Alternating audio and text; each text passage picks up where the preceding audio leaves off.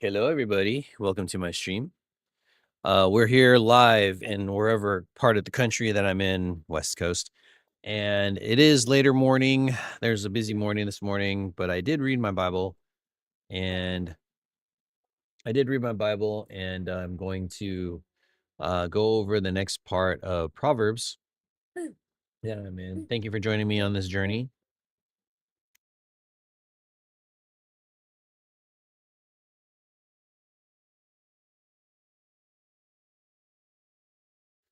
Okay, and yeah, my son's joining me right now. He wants to play with the camera and all that kind of stuff. But we are continuing on our journey, whether it's morning, you're joining me right now in the afternoon, or you're watching this in the morning or in the afternoon or in the evening time, whatever time you're watching this, um, the video itself. But if you join me today, here we go. Welcome for those of you who come in. We are continuing on our journey through Proverbs. We are on day 91. I did do a little research. I had my initial thoughts when I first read it and stuff like that. There were some things that came up where like, I'm not quite sure what it is. So I did look it up to kind of help me with the understanding of the verses. And that's the thing that you have to do. If you don't understand parts of the verses, look at commentary, ask a friend, discuss it, whatever it takes for you to kind of get a little bit of understanding what it is. Cause um, yeah, it's not always you're gonna know everything that's happening in the Bible, but you try your best. But the first parts I did get, and it was pretty straightforward. So let's go with my highlights. Disaster. I'm actually going to give this the orange because that's the subject. And what does the disaster do? Um, it pursues sinners. I want to get rid of that H. But the righteous, and give that the yellow, are rewarded with good. A good man, a good man doing that negative, positive, positive formatting right now. But the sinner's wealth is laid up for the righteous. All right. All right. So this first part, pretty simple. If you go down to the baselines, you can look down on the descriptions below. It is very clear what it is to be a righteous person, someone who is following God, looking, uh, seeking out wisdom, fearing the Lord, because that's the beginning of wisdom, and actually doing all the things that is right and wise and all those things. Yeah, you're gonna do well for yourself. But but a sinner or a wicked person, we're kind of making a connection with sinners, wicked person, kind of similar.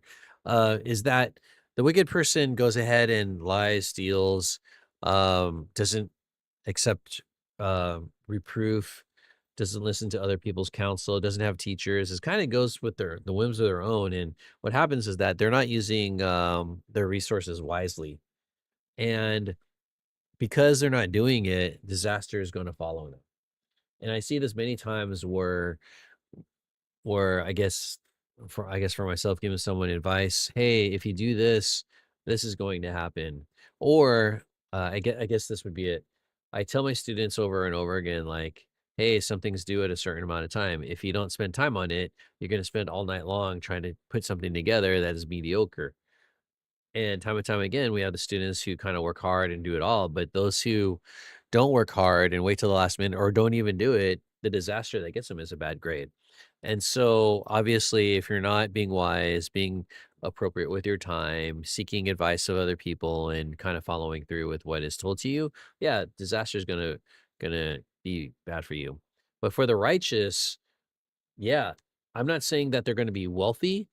That is never intended in the Bible that you are going to be materially wealthy. I know the prosperity gospel, people say that, but I'm trying to, I guess I could look it up. Does it say in the Bible that if you follow God and follow his ways and stuff like that, you will be rich materially in this world? I think the richness you get are the relationships you have with other people and your emotional and spiritual richness, especially in the future.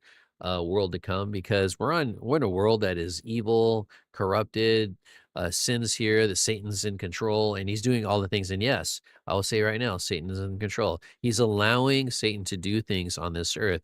God has his own kind of control, but on the earth, God's not in control. He's kind of just looking on and letting the people, his followers, do the things that are controlling, meaning going out there, loving other people, being little heavens for other people, discipling other people, being an influence and a positive example, life-giving example to other people.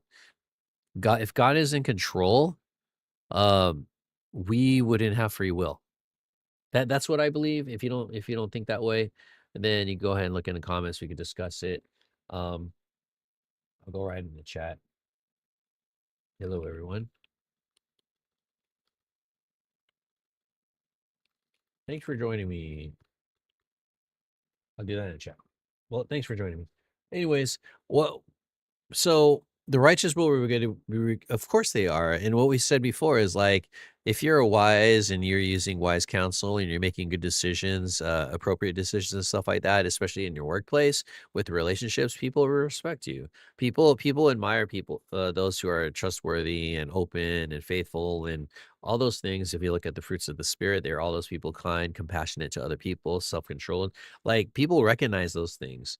And the good that is rewarded is stronger, long-lasting relationships with other people, rapport in your workplace, which actually could um, land you a higher income, because you could get promoted because of your responsible ways you are in being responsible like that. So you will be rewarded. So again, there are benefits for being wise and following God and following the baselines if you look at the descriptions below. So be aware of that. Now, verse 22, a good man leaves an inheritance for his children. And one of the things that is constant in all the gospels is this idea of legacy. What kind of legacy do you give when you leave this earth? And so I could go ahead and say my legacy is I'm going to give my son $100 when I die. When I die, Sebastian, you get $100. When I die, you get $100. Yeah. Now that that that's kind of stupid, because like, is that the legacy I want to give my son, is just $100? No. I'm constantly investing my time in him, trying to raise him, teach him how to be a good person, how to live well, how to live on his own, like doing dishes, cleaning the house, all the maintenance that you have for running a house, because eventually he's going to be a father. He's going to be a father of his own household, a man of his own house, taking care of his wife and his children. And does he have the skills to be able to do that, and the patience to do that, the kindness to go ahead and be kind to his daughter and his sons, but also a disciplinarian to when the kids aren't acting right and they need instructions, is he going to be able to lay into them and kind of give them right instructions and give them the rod when they need to? And so that's the inheritance that I have my children. And yes, they will get money and an inheritance that I have based on life insurance and my property and all that kind of stuff. That initially goes to Tracy, my wife. But if Tracy is not here, then it goes to my kids. And so they are the beneficiaries of my life's work, which is my ideas, my thoughts, and my capital, whatever I have, which I don't have a lot. I wish I could, but so I have to teach them how to manage their money well now, so that when they start making their own money, they won't make bad decisions like me in the past, like spending a lot on credit cards and stuff like that. Um, the second part of verse 22 is an interesting one. I literally had to look it up. And what it's saying, and I have all these references. Ecclesiastes is going to kind of think about it. The sinner's wealth is laid up for, and this idea is laid up. This laid up is the key phrase that kind of got me stuck a little bit. Like, what do you mean by laid up? And it's like given to, or taken from you to give up to someone else, and it's going to be given to the righteous. And now here's the way it is. Let's go to Ecclesiastes 2:26, and there's other references here for that, and there's this main idea. For to the one who pleases God, him God has given wisdom and knowledge and joy. But to the sinner, he has given the business of gathering and collecting, only to give to the one who pleases God. And what they're saying here is that The sinners are going and the wicked are going to acquire wealth. And for a temporary time, they are gonna go ahead and get wealth. But in the long term, they will lose it all eventually because of their, sketchy building, their short-term thoughts, and all that kinda stuff, and they might be in poverty because of the things they do. And what happens is that their earnings and gains are actually gonna be given to the righteous, the people who know how to use wealth appropriately. Because the sinners, well, basically is what he's saying, these are people who don't know how to handle their money. They, spend frivolously, they take advantage of the money that they have, they use it to make themselves look good, and I talked about this before. People buy Mercedes, Jordans, they look really nice and everything like that, but they go back home to their apartment, and it's a shack. It's, in shambles. Their household and interior of the handles is terrible. You wanna go ahead and go have a house party at their house? It's embarrassing, that they would go over there, that they look so rich and they spent so much money on this outward appearance that they have nothing. And what happens is that what they have could be lost. The car is going to be gone, crash and total, given to someone else. Their clothes are going to get like those things, shoes, clothing, and cars, they depreciate over time and they're not worth that much. Okay. Like at my old place, a Poppy, or Mm, almost got me there. At my old house, I have a neighbor who has a Mercedes, BMW. Those BMW, and it's a really nice car. I really appreciate it. It's in yes, a BMW definitely is a upstanding car to have and everything like that. But yeah, for the past month or two or last year, they've been trying to fix that car. The hood's been up, been trying to take care of it and stuff like that. It just shows that over time, even the nicest car is going to need to be taken care of. And they're taking care of it. It's appreciated. It's not worth as much as when it was original. But the things that worth and last for a long time are your relationships that you have with other people. Okay. And so there's all these verses here that I looked up on the commentary about how the gathering of the money from the wicked and everything like that is only a temporary gain because they don't know how to use the money. And what's gonna happen is they'll lose the money, and then it'll be given to someone else, the people who knows how to use it, and that's the kind of the idea. They'll lose their money, and it'll be given to someone who does it. For instance, making a house payment. You have to make your house payments on time, on your mortgage or even rent. You could be evicted from your house that you're renting if you're not paying rent. And you know what's gonna happen to that house is gonna be given to someone who could actually do it. For instance, defaulting on your mortgage, then your house is gonna be foreclosed and it's gonna be sold for a cheaper price. And someone who knows how to handle a house will be able to get that money, get that house and purchase it and use it and build income off of it. But you who has not been able to handle your money and live within your means has decided to spend all your money frivolously, not even realizing that you're going to lose everything to someone else who can know how to use it, especially property. If you lose property, someone else will come in and be able to deal with that.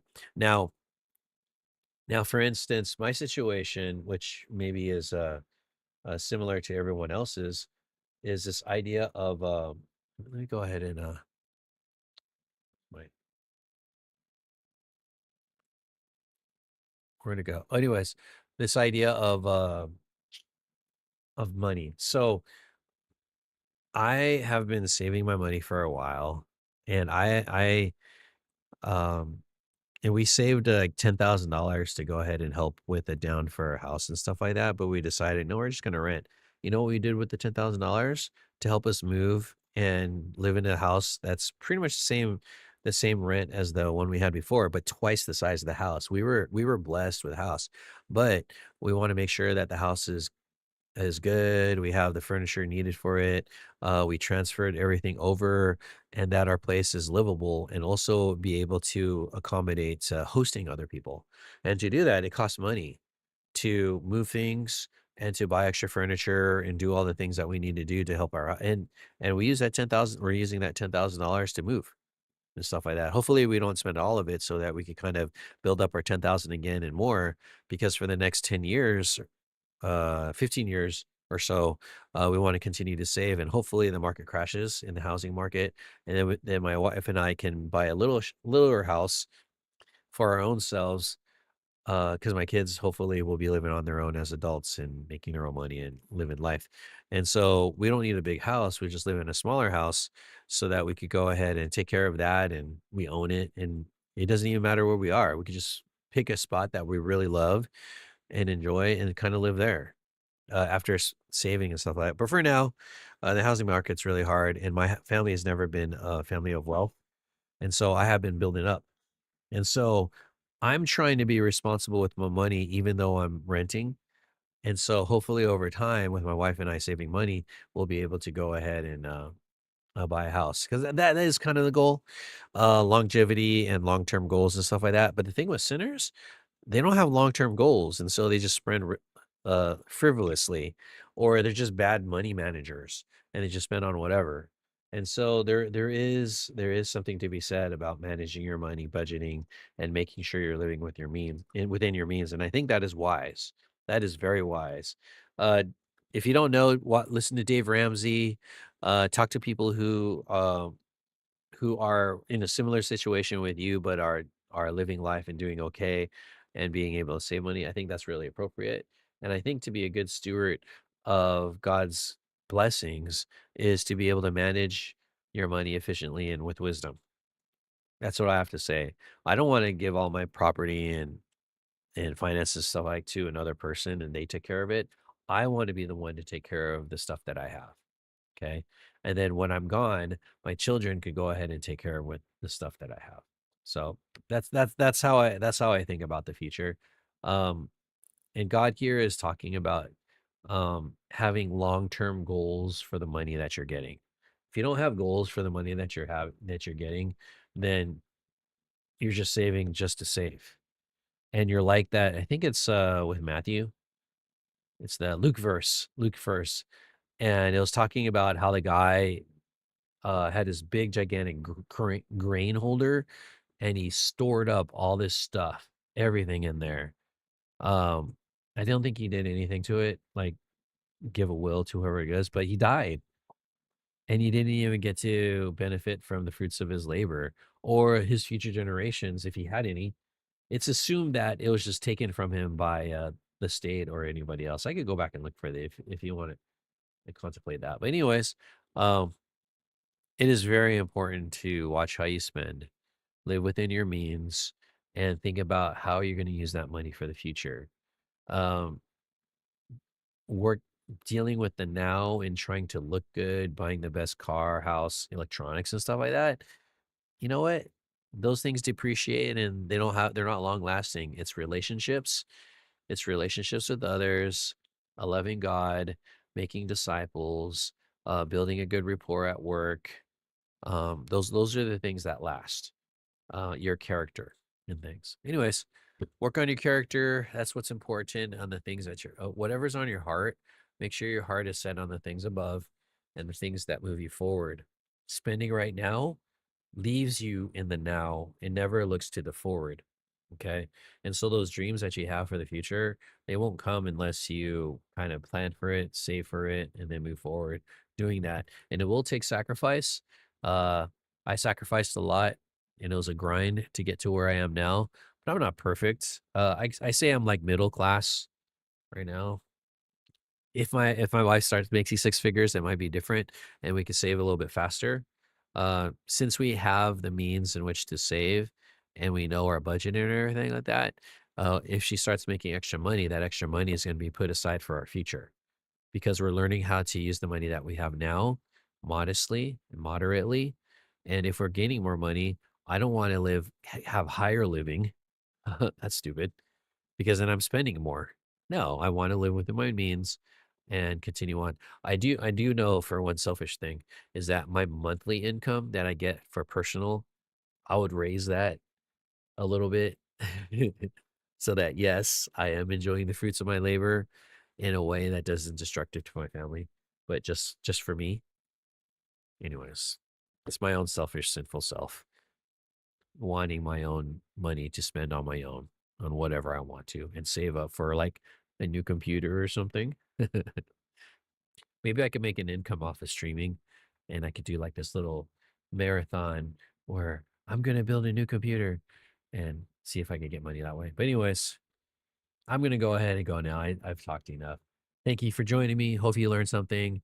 Please like and subscribe or whatever you do. But whatever the case, I'm glad you joined me today, and I'll have to say goodbye. Peace. See you guys next time. I feel like there's a song that should be going here, but I don't know what song to make. Anyways, thanks for joining me.